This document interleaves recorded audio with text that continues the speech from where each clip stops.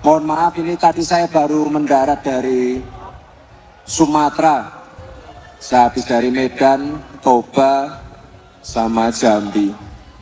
Ini tadi masukan-masukan, aspirasi dari para pimpinan, ketua-ketua organisasi desa. Sementara kami tampung dulu. Mungkin minggu depan kita jadwalkan untuk ketemu saja ya Pak ya. Kurang ajar, konstitusi kembali dilanggar, ribuan aparat desa dukung Prabowo Gibran, Bawaslu cuma bisa bungkam melihat kegiatan terlarang, dan Seregar Bawaslu tutup mata. Aspirasi, masukan, evaluasi dari teman-teman organisasi desa kan sudah kami tampung. Nanti akan kami diskusikan lagi, kita jadwalkan minggu depan biar kita bisa mencarikan solusi yang terbaik dari permasalahan yang ada. Pergerakan untuk merevisi berbagai PP maupun permen yang tidak sesuai dengan semangat undang-undang desa, insya Allah juga beberapa berhasil. Halo, selamat datang di channel Redaksi Jurnal bersama JJ.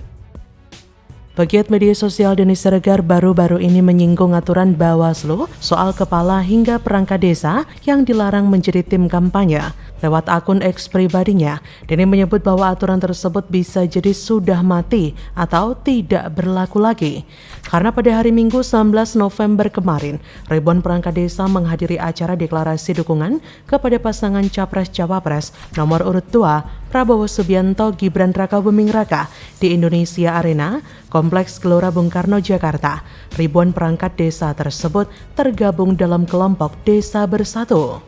Dalam undangan disebutkan bahwa Desa Bersatu terdiri dari Asosiasi Pemerintah Desa Seluruh Indonesia atau APDESI yang merupakan organisasi kepala desa aktif, dan DPNP PDI, Dewan Pimpinan Nasional Persatuan Perangkat Desa Indonesia.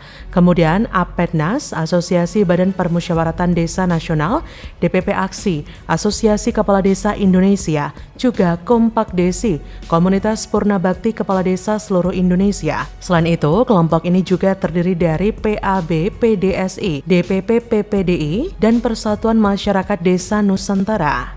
Acara tersebut dihadiri 20.000 anggota organisasi yang tergabung dalam Desa Bersatu dari 37 provinsi, 416 kabupaten, dan 12 kota. Pantauan dari Kompas.com di lokasi, para peserta sudah memadati Indonesia Arena sejak siang hari dengan kemeja putih. Tajuk acara yang terpampang di tempat ini berbunyi, Silaturahmi Nasional Desa 2023. Tak sedikit di antaranya mengenakan seragam kemeja putih dengan lambang angka 2 di dada yang merujuk pada nomor urut Capres-Cawapres usungan Koalisi Indonesia Maju. Selain itu, di punggung mereka tercetak gambar Prabowo Gibran dengan slogan Desa Bersatu untuk Indonesia Maju. Panitia menyebutkan bahwa sekira 50 anggota TKN Prabowo Gibran datang dan telah disediakan kursi khusus untuk mereka. Beberapa di antara kursi itu dikhususkan untuk tamu VVIP dan beberapa tokoh lain yang merupakan pendukung Prabowo Gibran seperti Sekretaris Jenderal Partai Bulan Bintang Afrian Syahnor dan ex-kader PDIP Budiman Sujatmiko. Padahal nih berdasarkan Undang-Undang Nomor 6 Tahun 2014 tentang Desa, Pasal 29 huruf G disebutkan bahwasannya kepala desa dilarang menjadi pengurus parpol dan pada huruf C dilarang untuk ikut serta dan atau terlibat dalam kampanye pemilu dan atau pilkada.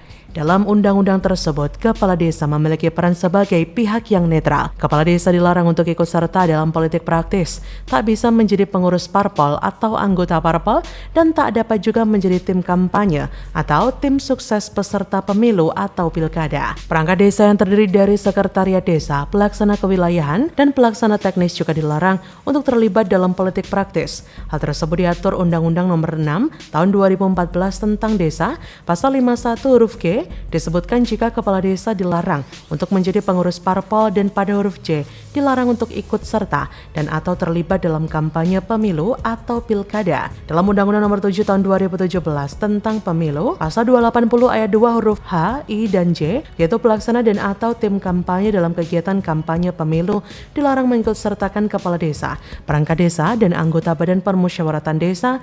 Pada Pasal 280 ayat 3 disebutkan bahwa setiap orang sebagaimana disebut disebut dalam pasal 2, dilarang ikut serta sebagai pelaksana dan tim kampanye pemilu. Jadi sudah terbukti bahwa kubu Prabowo memang senantiasa melakukan kecurangan demi meraih kekuasaan. Bahkan Bawaslu pun dibikin bungkam bertekuk lutut agar tak melihat melanggar aturan. Itulah kelicikan kubu Prabowo Gibran. Bagaimana menurut Anda? Pertanyaannya, apa yang didapat Pak Jokowi dari mendukung Eyang Prabowo? Apa yang bakal didapat keluarga Pak Jokowi dari mendukung Eyang Prabowo? Kalau pasangan Prabowo Gibran kalah di bulan Februari nanti, nasib baik Pak Jokowi di dunia politik pun berakhir. Meski didukung Presiden Jokowi, gara-gara kasus ini Prabowo Gibran bakal kalah? Waduh, bandar rugi besar. Bagaimana kita mau takut atau kita khawatir kalau melawan Prabowo yang berkali-kali kalah gitu loh. Prabowo belum pernah punya pengalaman menang, pengalamannya kalah terus. Sebenarnya nggak menyenangkan buat kita bertanding dengan orang yang berkali-kali kalah. Kayaknya gimana gitu, nggak asik gitu loh. Baik.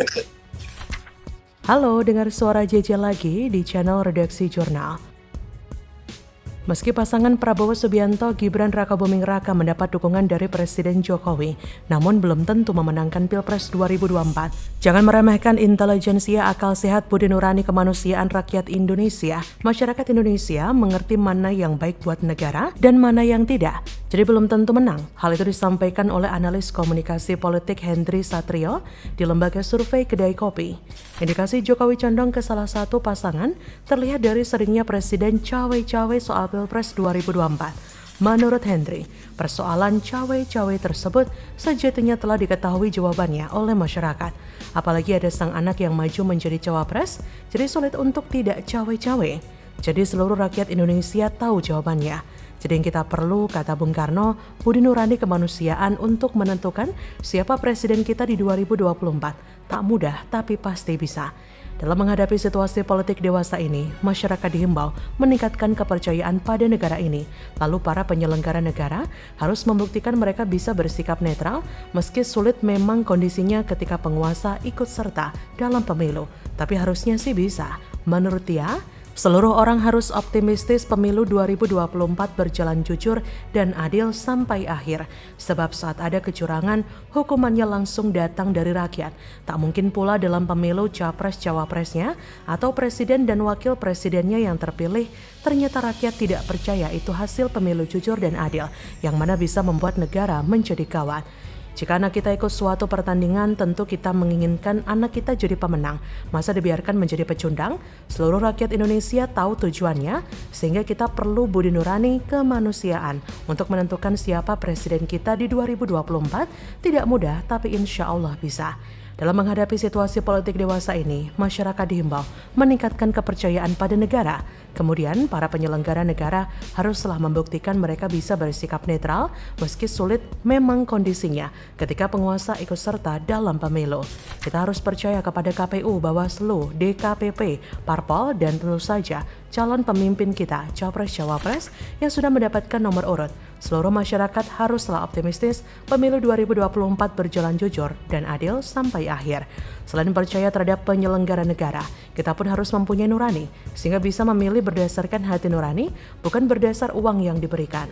Prabowo Gibran belum tentu aman karena keunggulannya di berbagai survei tidak begitu signifikan. Teringat ketika Ganjar dinilai melakukan blunder terkait Piala Dunia U20. Saat itu selisihnya sekitar 7-8% antara kedua capres itu. Kalau dibandingkan elektabilitas Ganjar dengan Prabowo yang diasumsikan selisihnya 7 atau 8%, ini mirip-mirip beberapa waktu lalu ketika Ganjar melakukan blunder, menolak soal timnas Israel ke Indonesia, sehingga Piala Dunia U20 batal jadi tuan rumah. Setelah beberapa lama isu itu pun mulai menguap, dilupakan, maka elektabilitas Ganjar kembali naik. Bahkan ketegasan PDIP dan Ganjar menolak kedatangan Israel di Indonesia dalam Piala Dunia U20 menjadi tambah nilai positif sekarang ini. Apalagi sekarang sedang terjadi pembantaian yang dilakukan Israel di Gaza. Prabowo Gibran didukung Presiden Jokowi serta memiliki partai koalisi yang paling banyak dan partai besar. Keunggulannya dinilai tidak signifikan. Prabowo Gibran seharusnya bisa unggul di atas 15% dari Ganjar. Selisih 7-8% masihlah jauh dari kata aman. Ganjar Mahfud masih berpeluang menyalip. Bagaimana menurut Anda?